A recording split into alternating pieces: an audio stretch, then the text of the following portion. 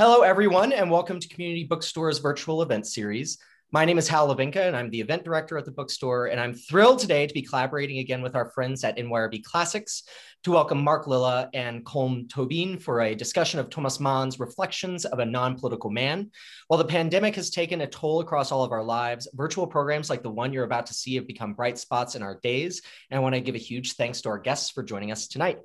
So to some housekeeping before we get started, you should be able to see and hear our presenters, but they cannot see or hear you. So if you have any questions, please click on the Q&A button here at the bottom of your screen to submit them. We'll be asking those at the end of the program. There's also a chat button at the bottom here through which I'll be posting a link to purchase tonight's book, very important.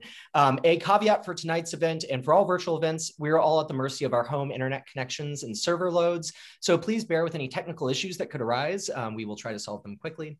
And finally, we've scheduled a whole host of late spring programming heading into the summer for you. So head over to our website and sign up for our newsletter to stay up to date.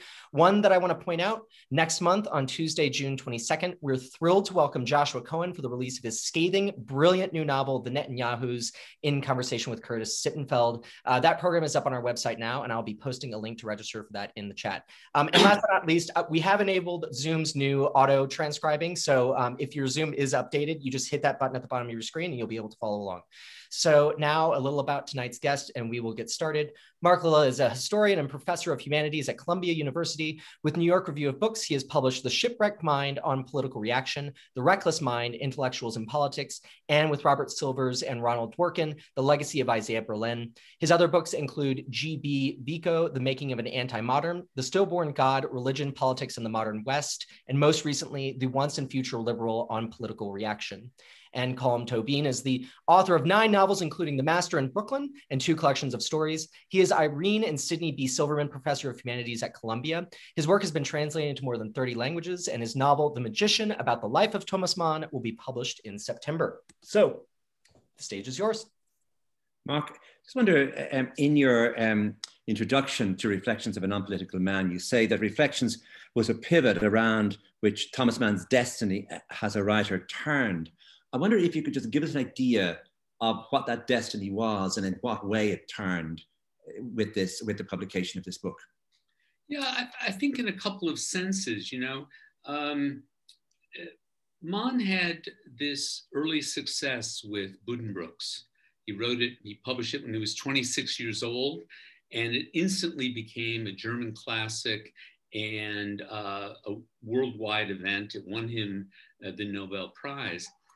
And after that, after he told, and the story of Buddenbrooks is a just slightly veiled fictionalization of his own family and their rise and fall in Lübeck in northern Germany. So Thomas Mann was born into this family. They had been merchants in the north, part of the Hanseatic League, which is its own sort of North European culture. They were good burghers, as the term went, which meant that the various ancestors had been mayors and councilmen and things like that. And so this becomes the story of the kind of decline and decay of this family as modernity sort of, part of it's just entropy. And part of it is new modern tastes and modern challenges. And it became, an extraordinary bestseller. But once he'd done that, it seemed like he had written himself out. Between Buddenbrooks and Reflections, the major work he published was Death in Venice, which again was a huge success, but was also a fictionalization of his own experience and a trip to Venice, but also a kind of indirect exploration of his homosexuality and so on.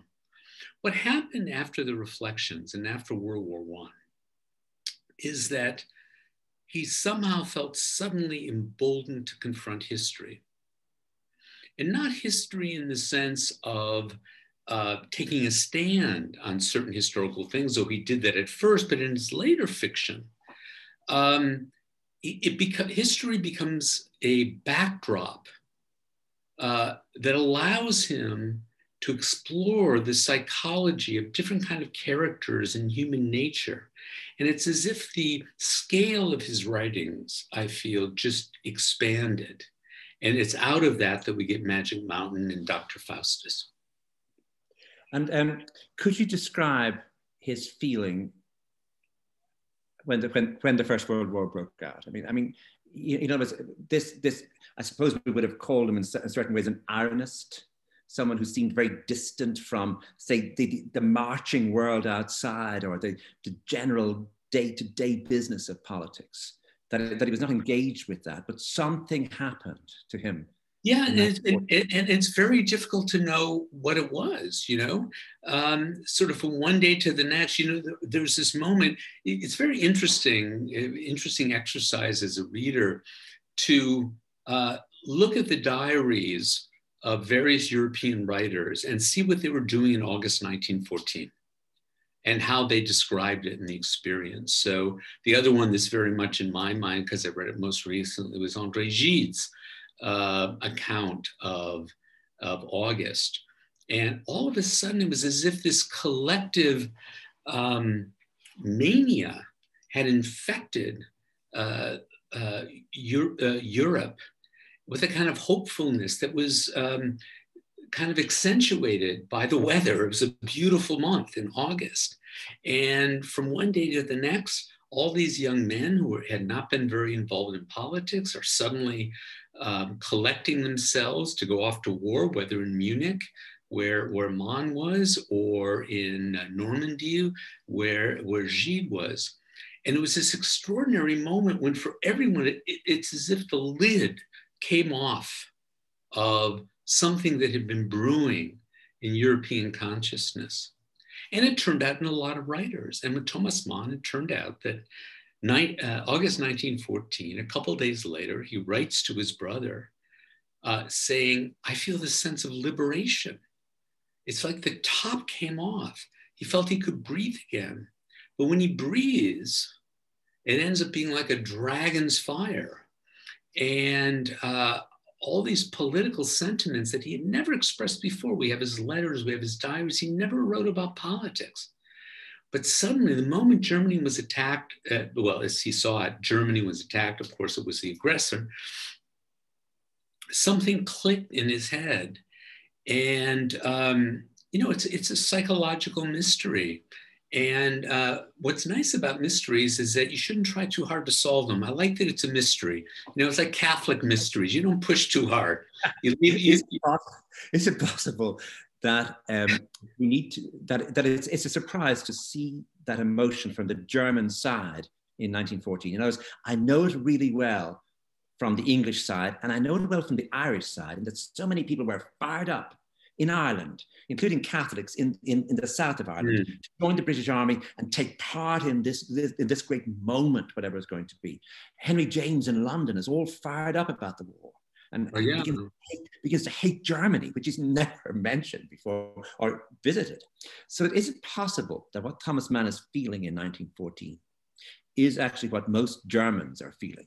The strange part being that he went and wrote the book, but that in those first months of the war. Oh yeah, completely. And so he writes this extraordinary document that is the Reflections, but in a sense, it comes out of him having just the view of the man on the street. I mean, he picks up these conventional views that are lying around on the streets of every village in Germany, and he expresses them. And in retrospect, it looks crazy that he does this, but at the time, everyone considered crazy his brother Heinrich.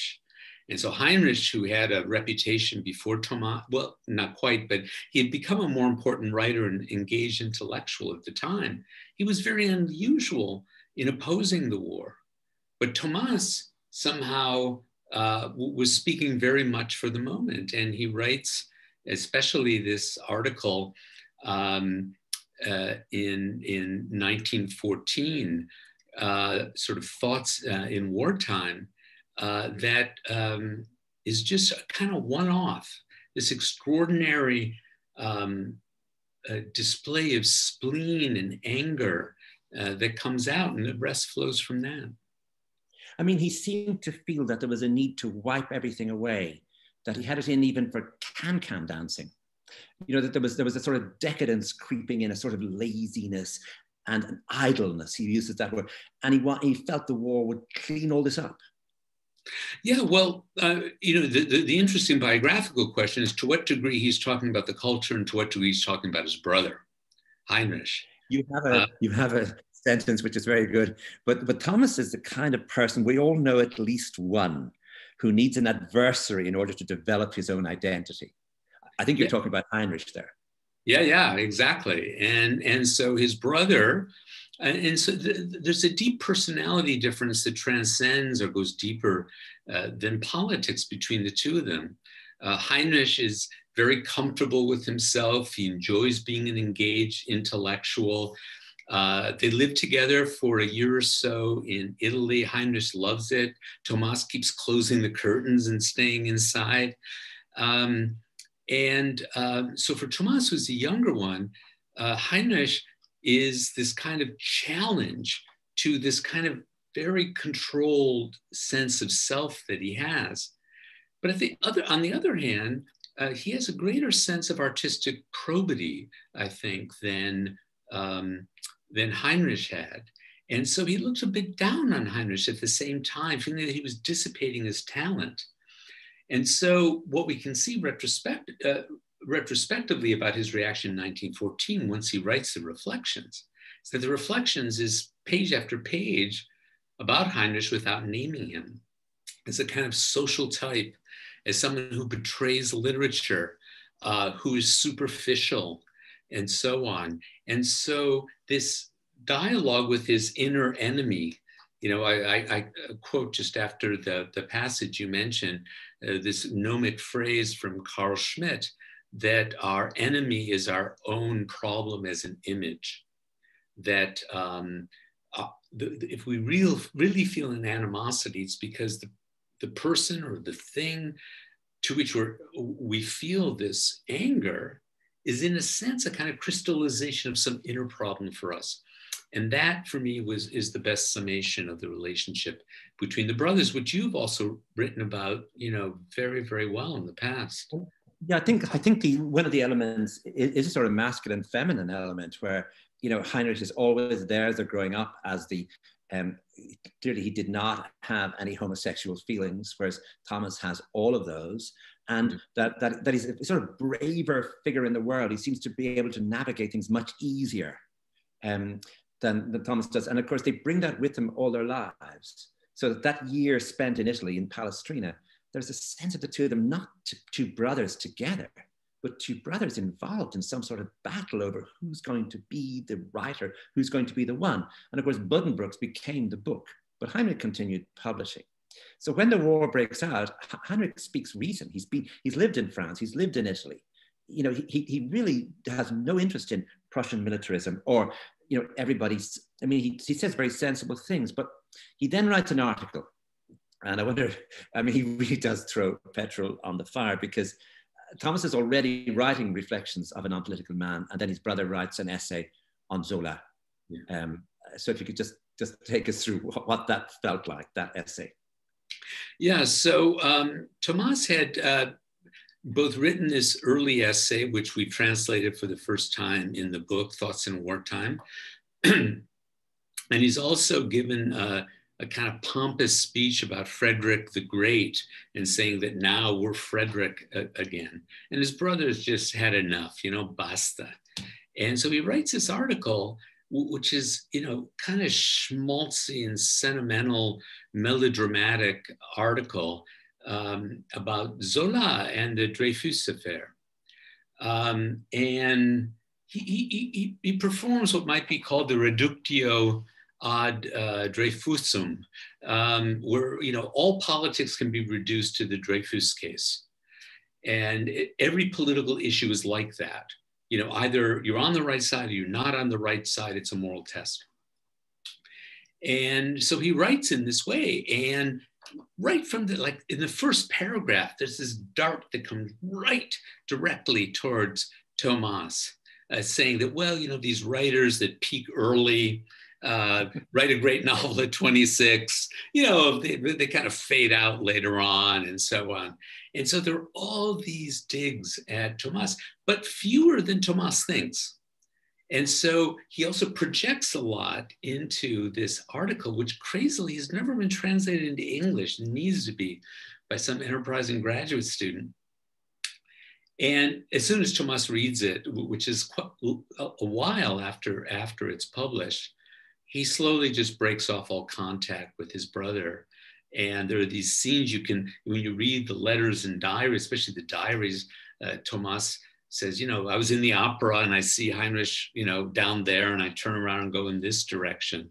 Or they're at a funeral and Heinrich for Wedekind, and Heinrich gives a speech and Thomas Mann puts on his top hat and just leaves, So it's a very charged situation.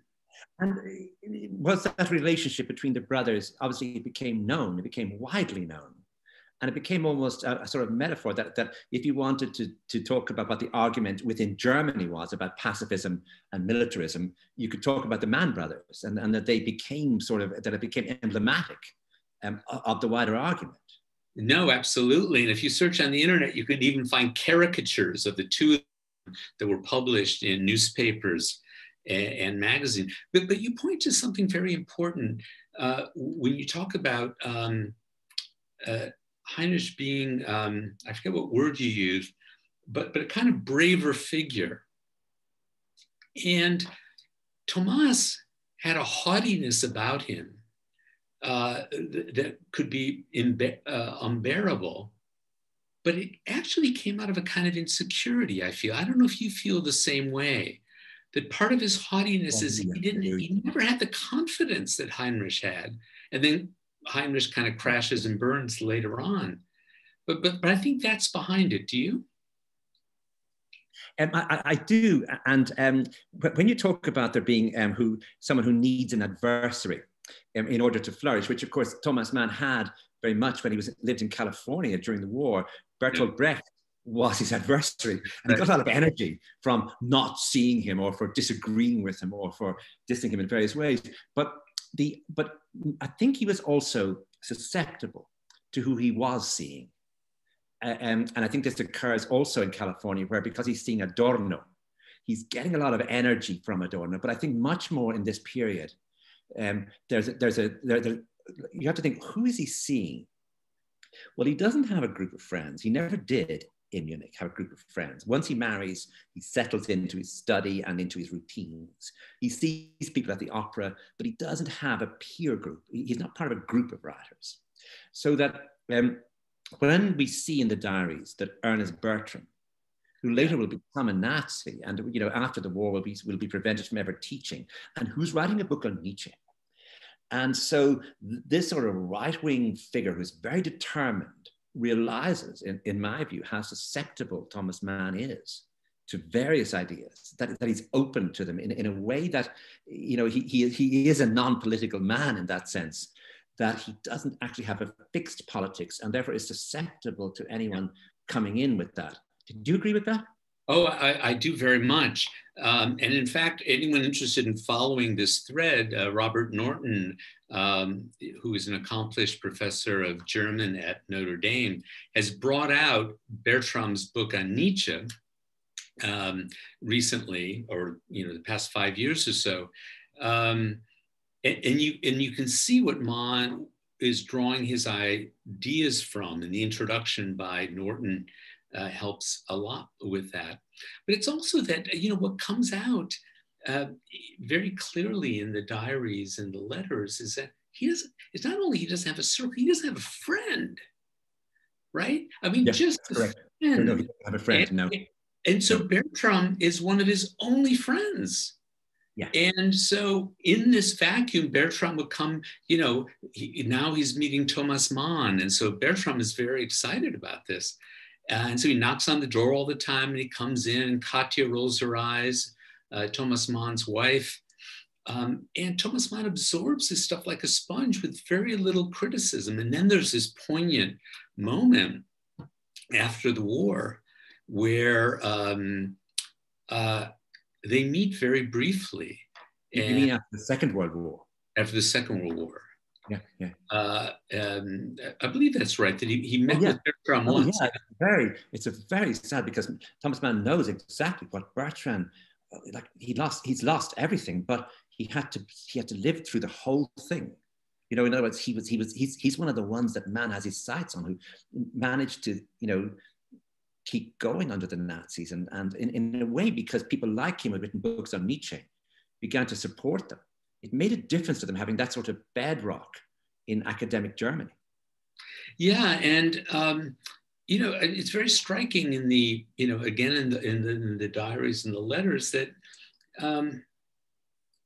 though he writes about this meeting with Bertram as his kind of fallen angel, he never reflects on himself, asking himself, what was it about me that made me so susceptible to him at that time? Right. He doesn't. He lacks that.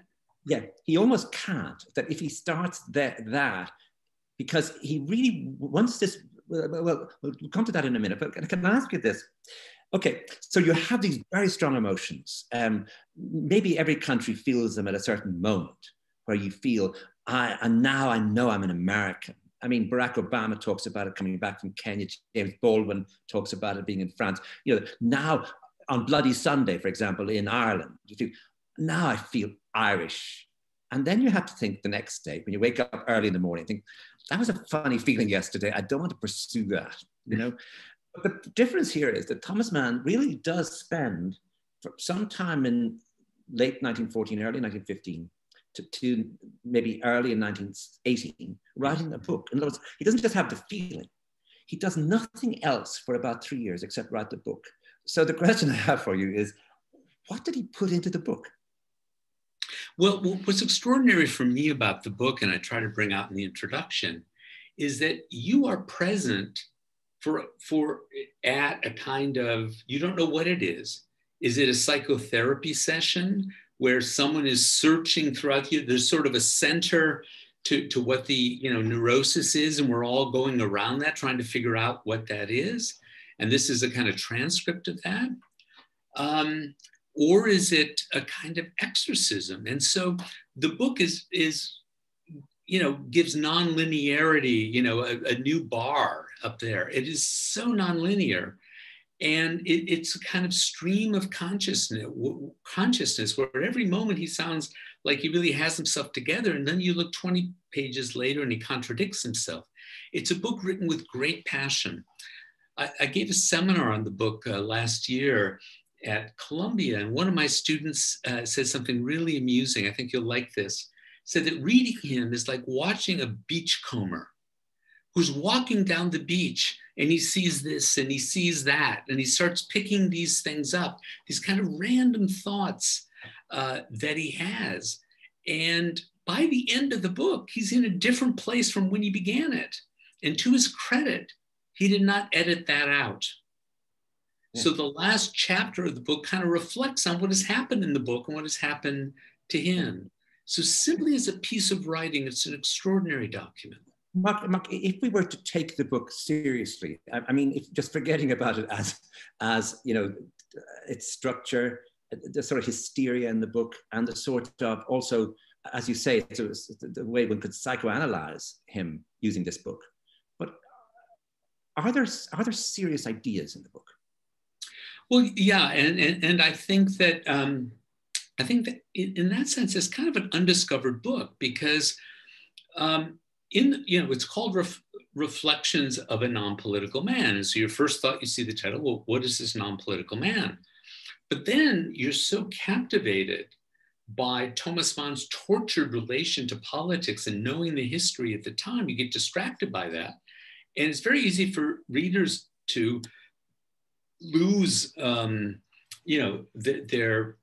thread and keep asking themselves, so what is this non-political man? Because the book has often been read just as a period piece or an episode in his life, but in it is a very serious, complex, and to my mind, quite persuasive case for the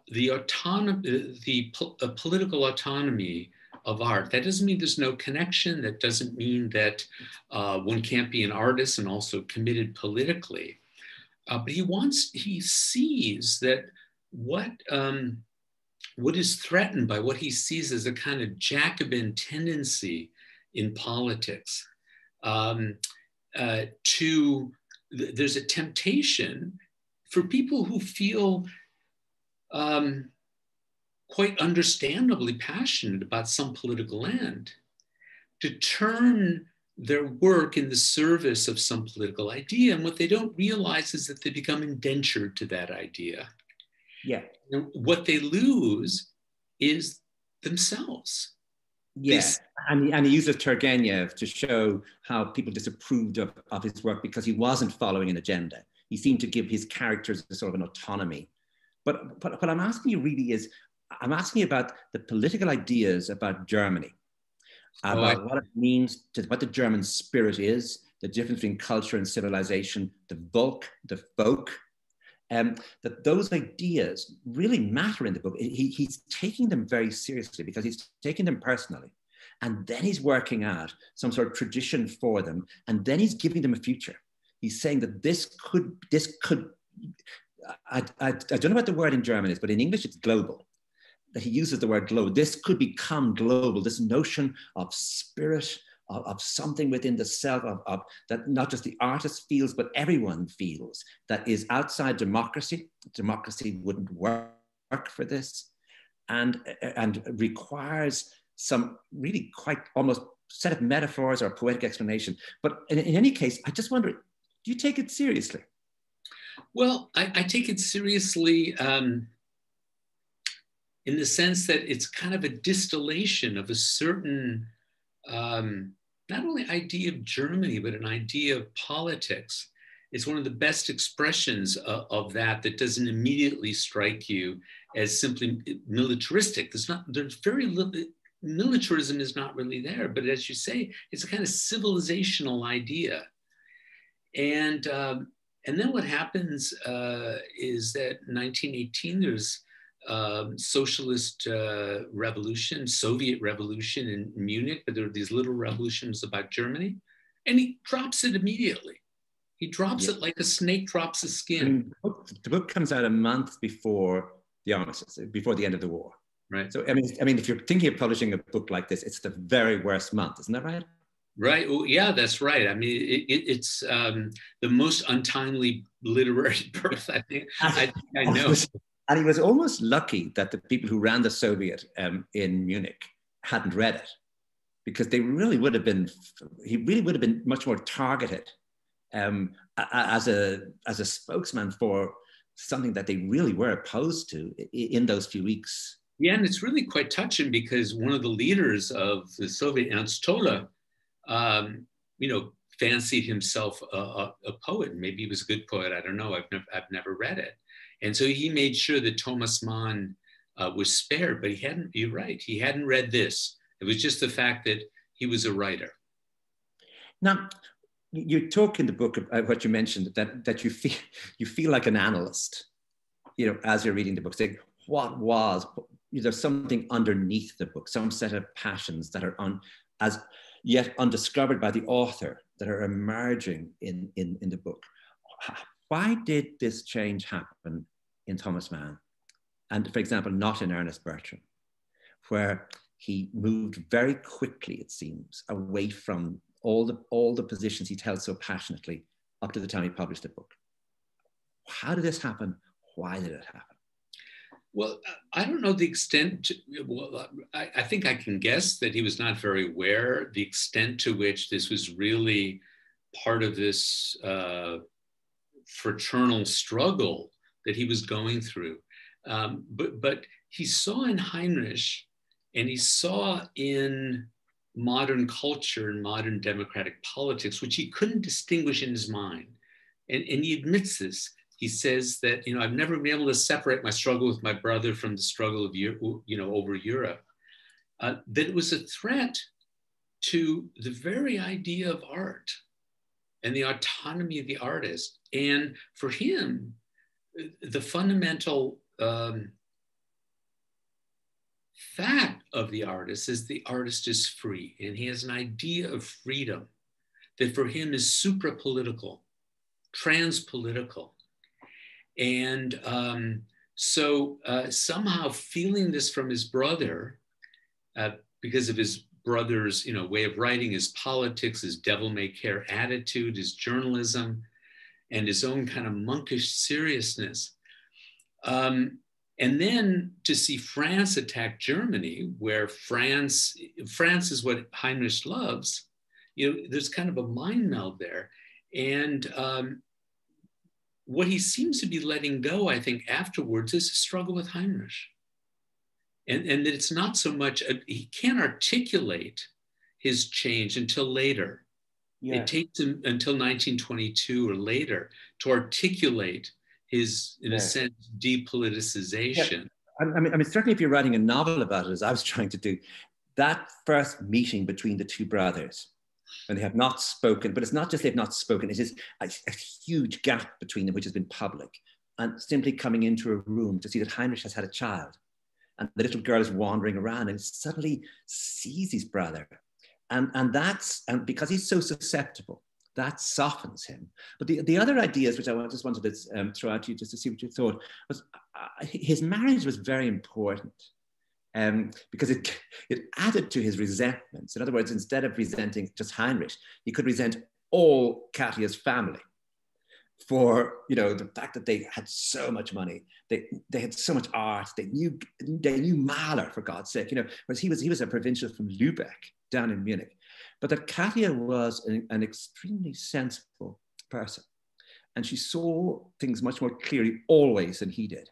Yeah. And we know this partly because she wrote a book at the end of her life called Unwritten Memories. And you can just see how steely and sensible she was. And my idea is that in this house, as the battle is going on between Ernest Bertram on the right and Cathy on the left for the soul of this poor creature who's just a poor writer.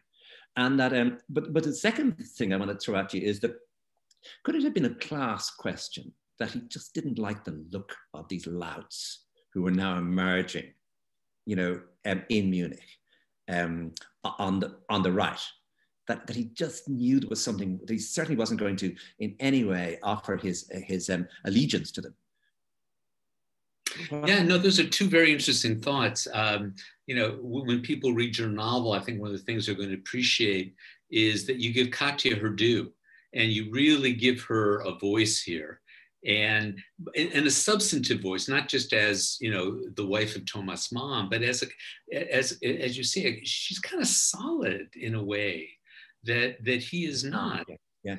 But on the class question, it's very interesting because for those who are listening to us, Thomas marries. He comes from this modest fortune in Lübeck, which gets kind of split up. His mother leaves Lübeck, goes to Munich. And so they're all kind of living on these small stipends.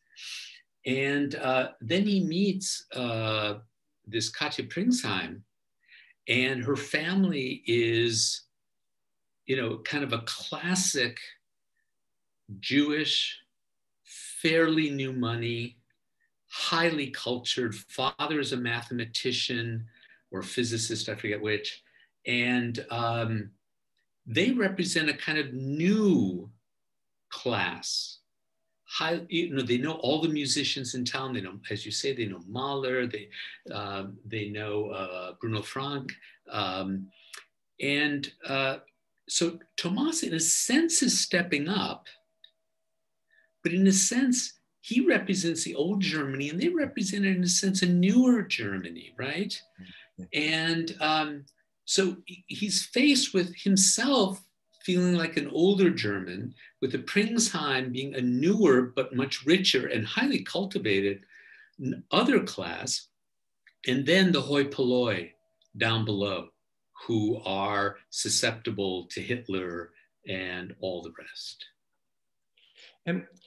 This book, and you've included the other essays in the book too, including a 1939 essay, which I just wonder if you could just let us know, tell us about the 1939 essay.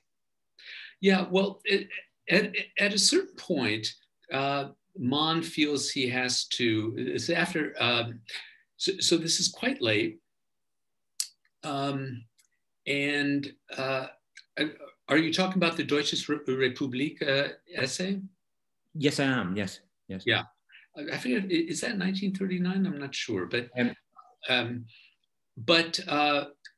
no, because it can't be, because he gave. No, I'm talking about the essay against Hitler. Oh, that one. Yeah, well, that's not in the book, but it's a great article. It was published in like Saturday Evening Post. Is this one you're talking about? Yes, it's mentioned in your introduction. Yeah. It's called Hitler, My Brother. Oh, right. Yeah. Oh, yeah. No, I wasn't referring to that, but tell us about Hitler, My Brother. Well, Hitler, My Brother, he writes this, he arrives in the States, 1938. He has to suffer, a while in that fur-lined coffin, which is Princeton, and finally makes his way to LA. And some of these magazines that used to be sort of have a literary side, but they were like Saturday Evening Post and things like that, asked him to write something by Hitler for this weekly magazine with advertisements. And he writes this piece which says that in a sense, Hitler is my brother, and I have to face that he is an expression. It's not some deviation of Germany, but in some deep sense, he represents something, a kernel of Germany that I myself have to confront and not say that, well, he's other. And that once, the true Germany comes out, this interloper will be expelled, but rather that we have to confront him as part of us. And it's kind of the kernel. It's a short article, but the title is fantastic. And it ends up being a leitmotif for everything he writes after that. All the speeches he gives at the Library of Congress and so on is, in a sense, taking responsibility for this. It was very dangerous. From Brecht's point of view, the idea that somebody was in the White House was seeing Roosevelt regularly and was telling him that the rot was a German rot. It was not some small group, that belonged to the entire country, that in a way was built in to the German 19th century.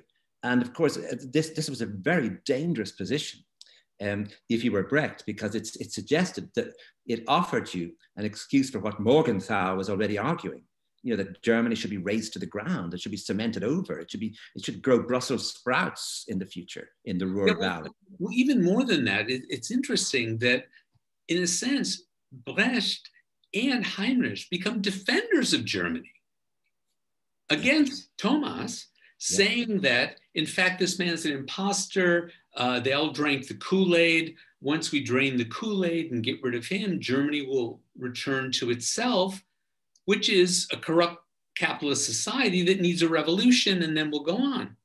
But in a sense, if Thomas is right, a revolution in Germany, a socialist revolution, is not going to change that.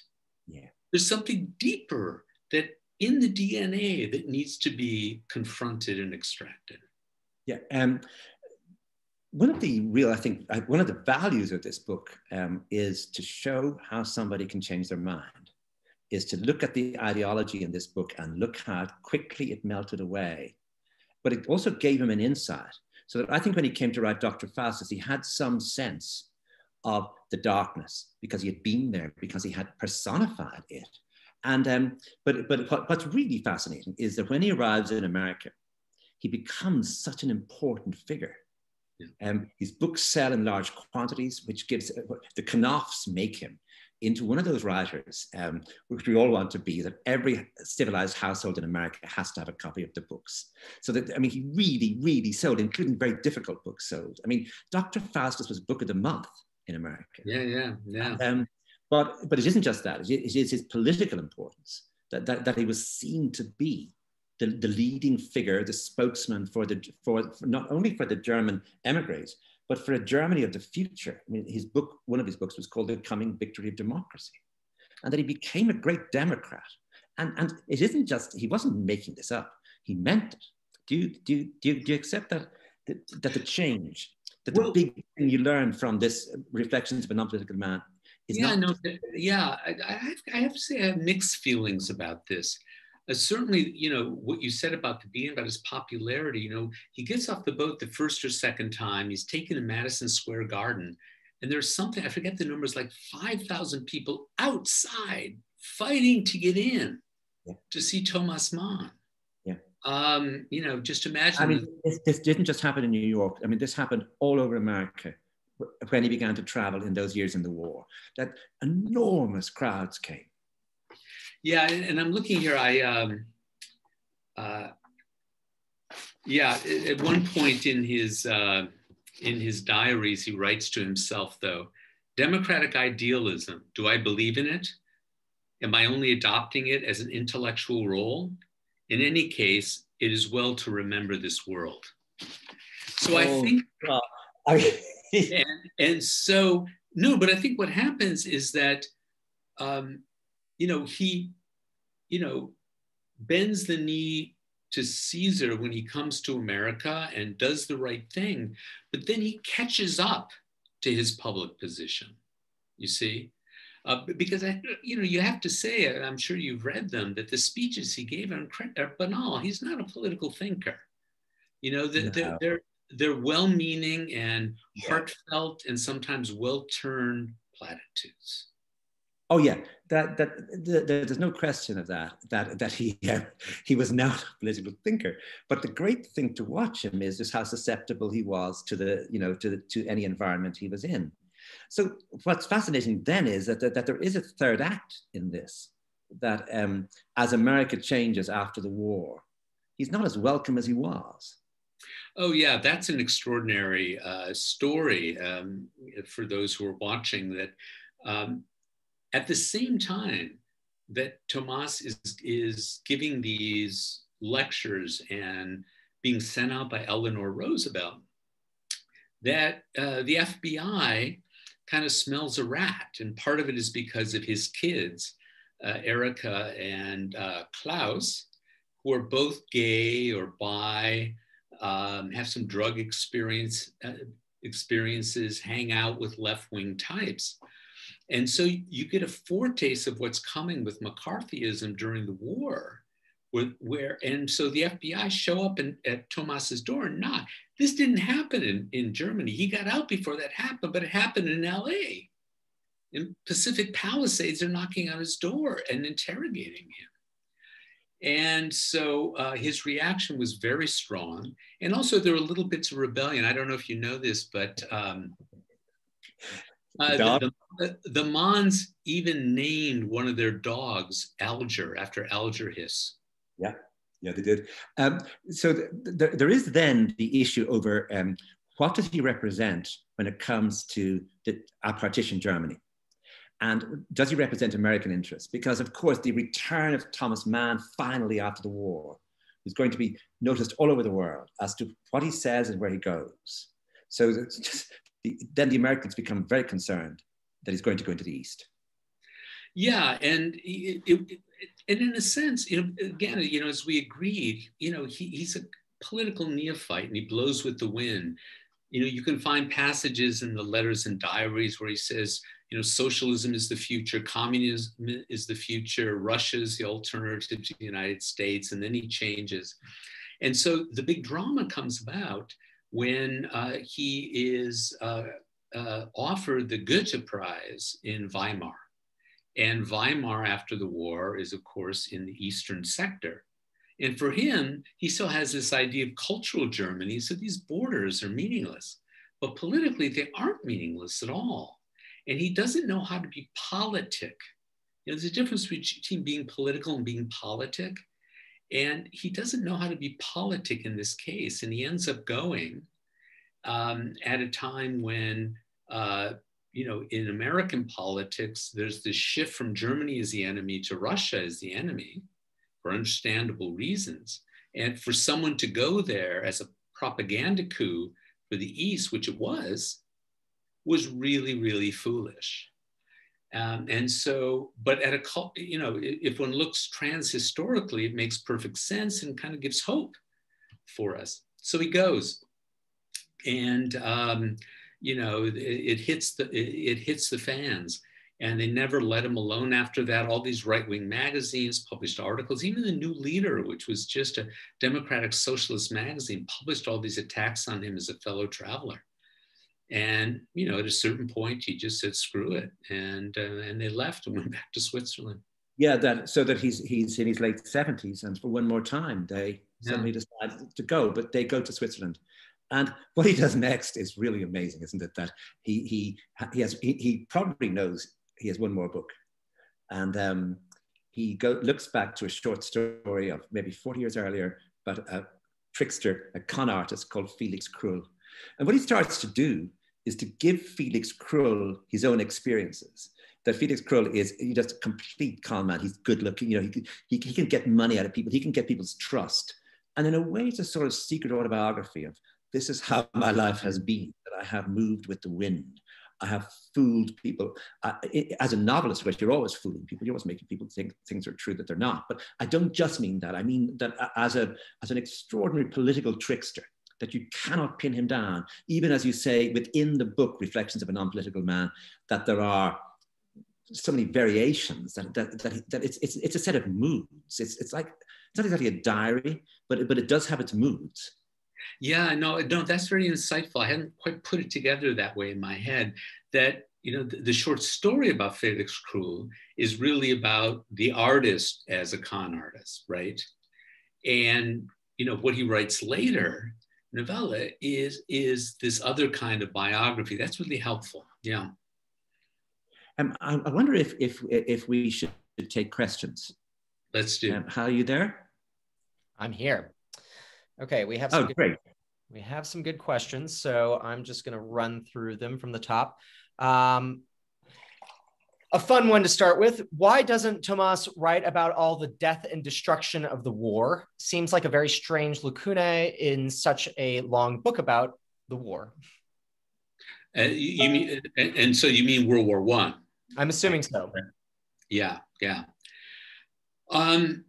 It's a puzzle, and there are some really heartless passages, especially towards the end of Reflections, where he talks, you know, he says, you know, I'm seeing, because remember, he's written this over these years, and so he's finishing the book as Germany's losing the war, and Munich, there are all these former soldiers on the street who have missing legs and have scars on their heads, like Otto Dick's paintings. And he says, well, they went into it with a kind of play. They understood this. And there's this, and then he says that, in fact, in the hospital, German soldiers who had been gassed and became blind would take their glass eyes and toss them back and forth in a game. And there's utter cluelessness there about the destruction and the human costs. It's chilling, really. Yeah, I mean, he was lucky that he wasn't in the war. I mean, it was just, you know, if he'd been told he was fit for, it would have been a different war for him. But there is a cold-heartedness in the book, isn't there? Yeah, without a doubt. You know, and, you know, also when you know that at a certain point, I think after he finished Buddenbrooks, he decided, I'm going to be a soldier too. And so he signs up and he goes through basic training and hates it. His feet hurt all the time. He doesn't have time to read. So he calls Mama, who knows a doctor who can write a note from him. It's kind of Donald Trump avant la lettre, and gets him out of this. But then he goes on, you know, to talk about the soldier in this book. Yeah, it's an irony. Stepping sort of off from that, Mark, can you talk about any of the difficulties that you had writing the introduction? And specifically, did it change your feelings on the rest of Mann's work? Well, yeah, it was difficult. I mean, having to, you know, he's a complex figure. There's a lot written about him. And the problems he deals with are deep. And also the period is difficult. And the period in which all this is taking place is like the first 2 seconds of creation, right? Where all this stuff is exploding and then will expand later on. Yeah, it changed my view in the sense that, you know, Magic Mountain had always been one of my favorite novels. And I got a new appreciation of it, I felt, when I began to understand, or felt I understood, what he was working through for himself in the book and his own reactionary tendencies.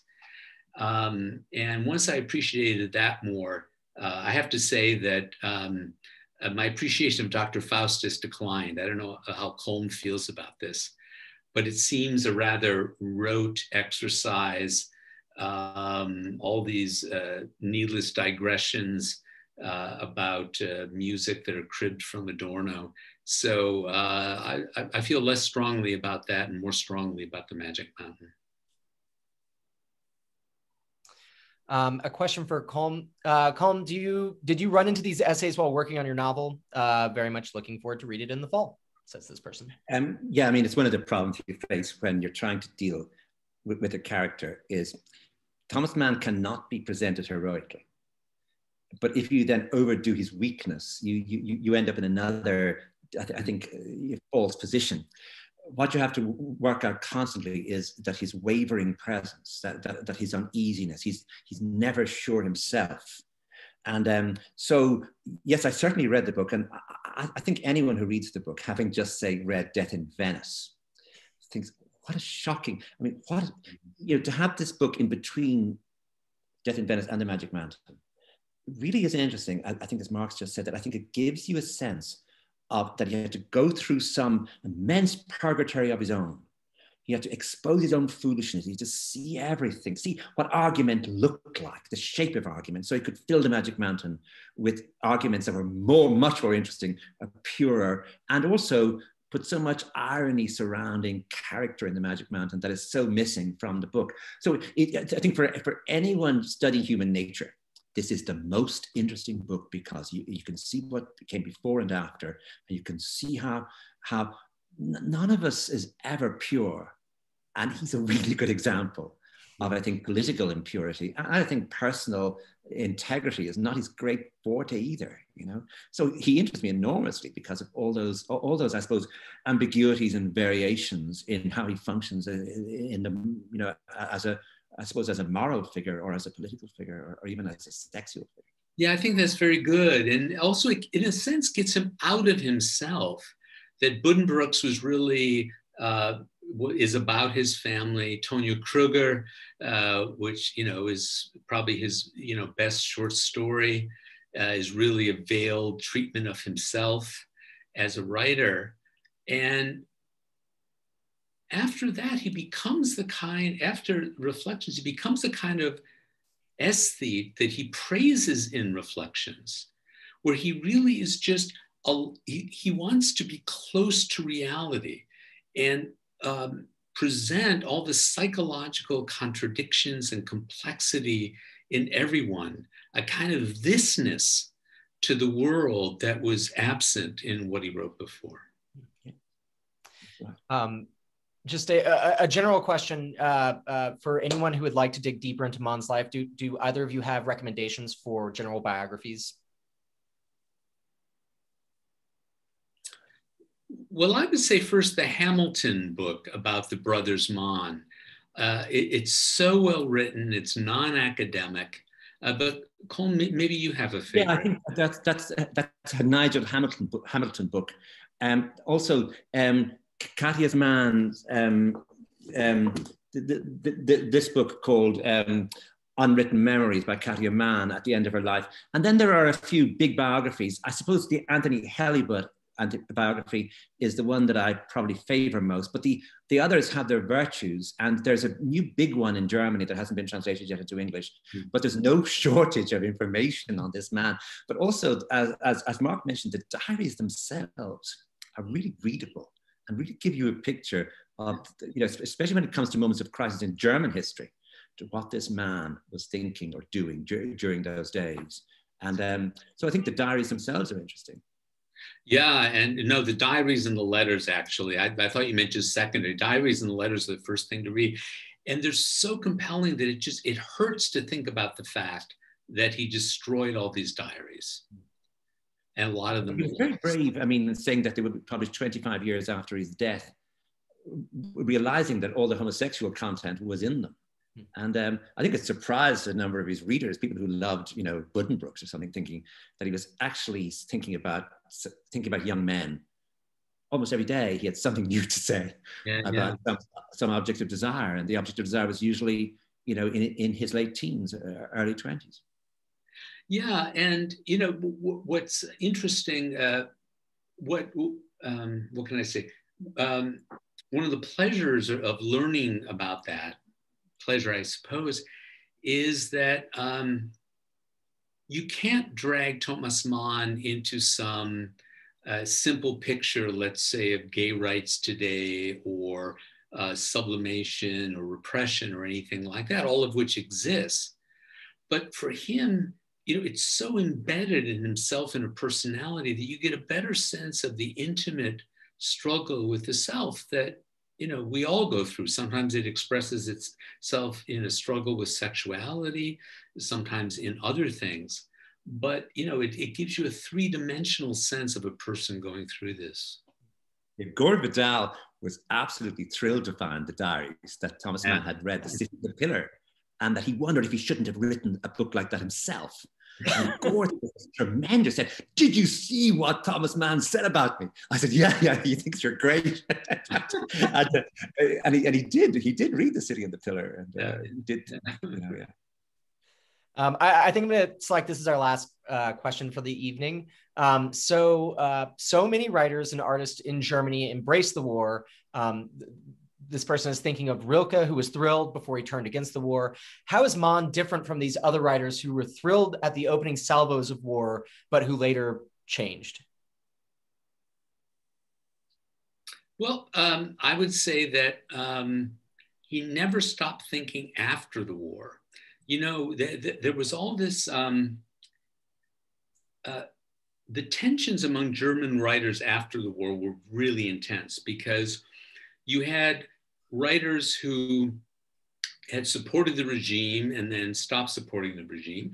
There were those who had quietly resisted the regime and practiced what they thought was an inner immigration.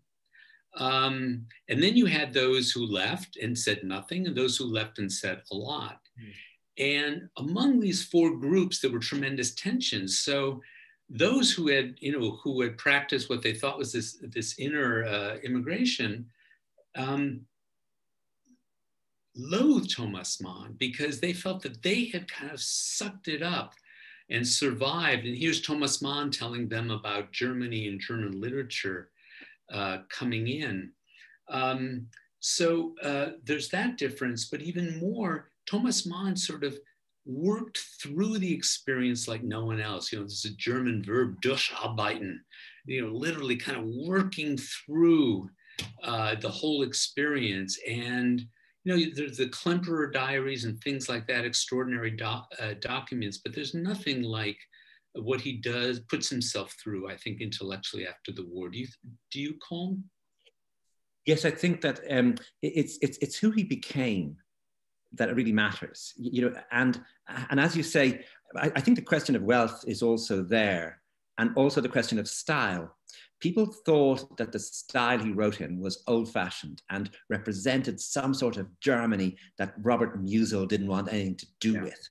And the enmity, the levels of hatred expressed publicly by all of by Hermann Brock, by Robert Musil, that all of that was directed against him, as you say, because he was embedded, because he somehow or other represented German feeling so deeply in this period of the First World War, that then when he came out the other side of it, he could speak.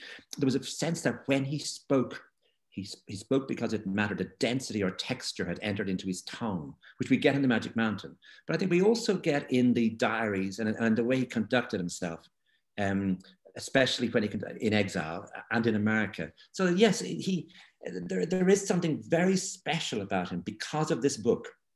This book shows a sort of connection, or that he understood that Hitler was his brother, that there were moments where their feelings had coincided. Not just merely they were both sort of started as artists, but that their feelings at a certain point had coincided, so he knew something that other people didn't know. I think that made him, I think that really, really makes it a sort of poignant story as well, because we can actually see what might have, see, if he could escape his own feelings in this way, surely it was possible for others to have done so as well. And in a sense, he shamed some of them, I think, Well, that was tremendous. That was a whole lot of diving into Mann. Thank you everyone for joining us. We had a really terrific audience. And before we leave, the one thing that I want to do, I want to post in the chat to everybody the link to purchase tonight's book one last time. So click on that, or if you missed that link, just visit communitybookstore.net or the bookstore, which is open now, and we will hand you a copy. Otherwise, Mark, thank you so much for joining us, and I hope we see you at the store sometime soon. And Colm, next time you're in New York, we'll see you. Okay. Okay, take care. All right, everybody, be vaccinated. Thank you very much, Mark. That was great. Thank you. Take care, everybody. Good night. Take care.